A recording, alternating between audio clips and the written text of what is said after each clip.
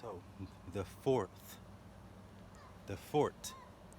So, anyone that's been tuning in with any of these presentations, presentations, or any of these videos on this canal or this channel is knowing about or could have been hearing about the principle of the H's, how you can take H's off of terms, which an H, especially a capitalized H, well, a capitalized H is written out as an I turned on its side, or however direction someone's wanting to be explaining it,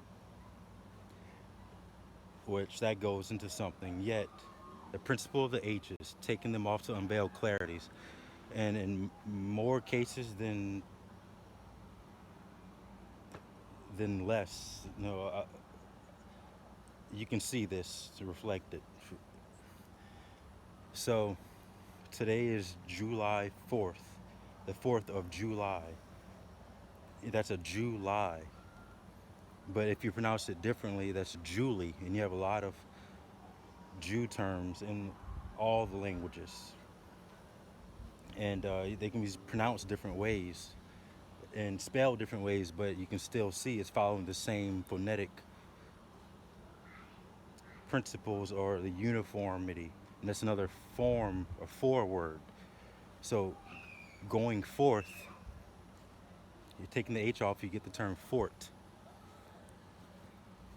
and that's referring to buildings and forts. There's a lot of things that are named for things that fit a narrative that has inaccuracies, or it can be a term just totally made for that, a fort, because a lot of the water and a lot of things are different than how they were 200 years ago, 100 years ago, 300 years ago. There was an event that happened really recently, and so forts, sometimes they can refer to what people are calling islands, Icelands, islands, islands, all those, the phonetic equivalents pronounced in different ways and parameters.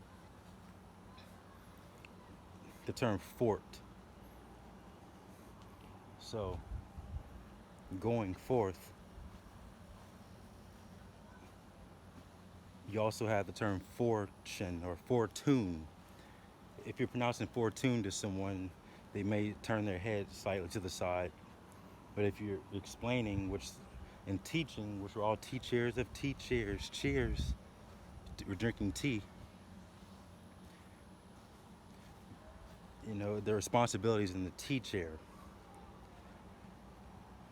the speaker, the teacher, or the teacher. Experienced teachers, words are important, everything is important. It's all cooperative components.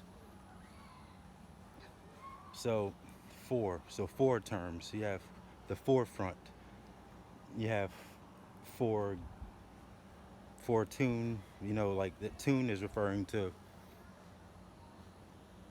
phonetics, sound, tune, music. That's why you have musicals or musicals. That's a syncope. If you add an I to the term muscles, or musicals, it's musicals. And you have you can pronounce it music, sick, psych, seek. Same term, different parameters, different phonetic. So that's your tune, your four tune. So four, you know, you can spell it Fore. So you have forget. A lot of us, I'm sure, are using this. There's another parameter involved. So when we say forget, that's literally getting at the forefront. So you're getting something. So we could be using that inaccurately in many cases. Also, there's an extra component. So, it could even go into how we're actually originally supposed to use that term, to forget something. So you're still activating something that you're forgetting. So you see how that can be improperly or inaccurately used. Then you have the term for give. So you have getting, which is receiving, and giving, which is transmitting. So that's your giving and your dynamic dance of giving and receiving, to forget and forgive, give and get.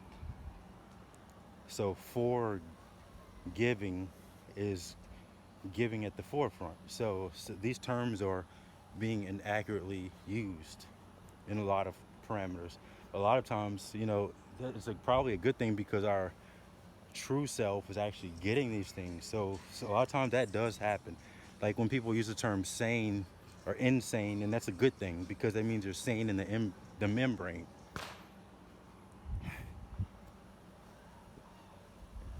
Inane is the opposite of sane. If you look into that term, inane, that's what people are meaning. But good thing that they're leaving that term away because, ugh, good thing everyone's calling themselves sane because, and also going on that same token or going forth, the term crazy is a good thing because loco means to locate, and loca, crazy in Spanish, means location, or it goes into the term location or to locate, locat, and etc. So that's a term to be looked into as well, etc. So crazy is following one's own guidance. Of course, that's a good thing. That's why it feels so good. It's just that, there's clarity involved. So when you're able to clarify, yes, a craze, craze is a term to look into. That's one of the base terms for that term. So, for your forehead, there's many for terms, FORE. And I know we say for, who is it for? You see, this is one of those, all terms are important, but these are one of those active vocabulary, clearly has a significance, a meaning. So something that has meaning means it signifies something. It's significant. And for the term coincidence, just going forth with that, for the record, because we're chording, chords, music, more musical terms, right? For dancing, that's what our muscle music goes for. But going into that term,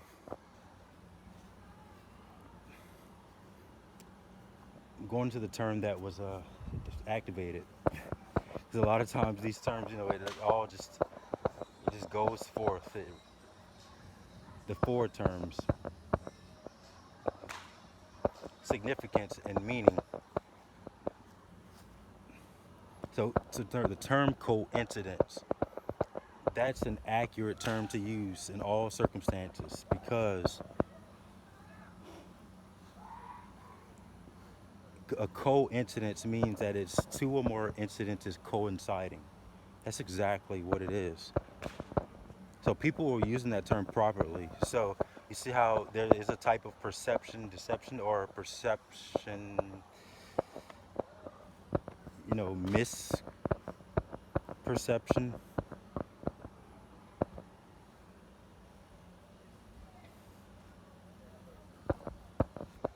A lot of times we're saying things that are right there, accurate for us, right there. Yet it's just, it's when people use that term virus or viral, it's something that's spread. It's a little bit of a less clarity that gets spread. But see, that's a good thing, for us to be able to spread things with each other. You see how there's beneficial ways in all of this. There's a one of the ultimate questions is what feels better, clarity or confusion? It's clarity. But even with the term con in Spanish and other similar related tongues or intentions, it means with. So a confusion, a fusion is something that's with something. So it's something because that term even goes into, so you see how we can always clean up our language for effective communication.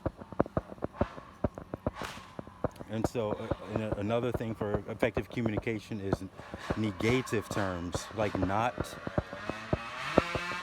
Something always activates something. That's exactly why our functioning, our cognitive functioning, is unable to. Today is the fourth, right? The fourth, so called. So there's a lot of people, celebrating, right? Yet, in the accurate calendar, today could still be this same month. Yet, it's just that like October means 8. Sept is 7 in Latin and Greek. Ept as well. That just tells you right there. December, Decembre, Deci, decimal. That's tens, referring to 10. And that goes into a lot of different terms. You have the term then. Take the H off. You get 10. Yet, 4. That's one of the highlights of this presentation in FORE. I know a lot of times the E is left off. Yet, yeah, let's go forth. And there's so many things. But yeah, it all matters, or it matters, right? If you take the H off of math, it's mat. So you even have names like Matthew, it's math, mat, mater, mater, the mother. Numbers, it counts. Multiply, numbers, or is it supposed to be numbing? A simulation, or it's supposed to stimulate to where you can feel it. So it's numerical. No one's ever saying numerical. It's things to look into. So let's go forth on the 4th.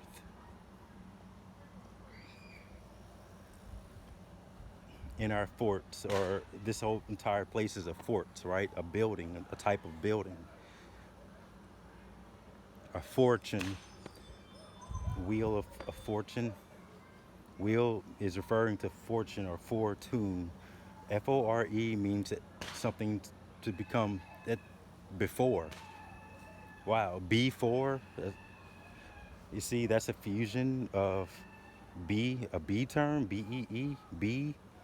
Our language is littered with B's. Being, before. FORE. But going to the numbers, this language is naming one of the numerous. 4.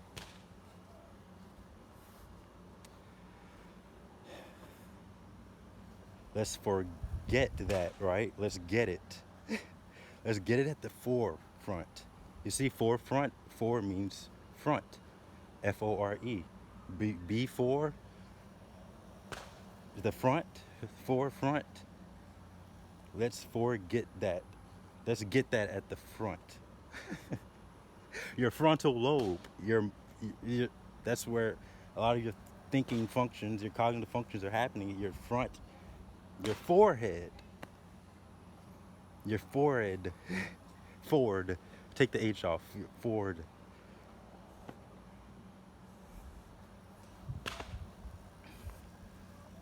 Let's forgive. Let's keep on giving at the front. Like,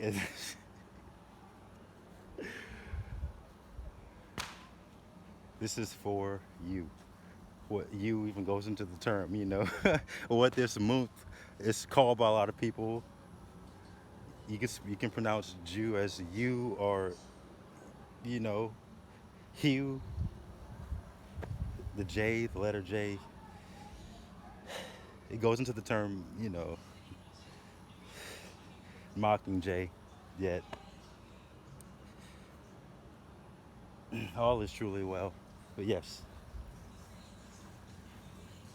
Let's go forth and get at the forefront. Let's receive. Let's forgive. Let's give and receive. And let's give and get. Let's forgive and forget. Let's give and get. Give at the front. Frontal. In the front. You know, like someone says, putting on the front. Like uh, that clearly. You know, there's so many things, some clarities just embedded everywhere. When you're operating under that premise, you will. You know, someone could say a program or it's an activation. You could tap into that. There's so many ways people can say it. Yet you can say it in another language. Yet all the languages end up going with each other. Yet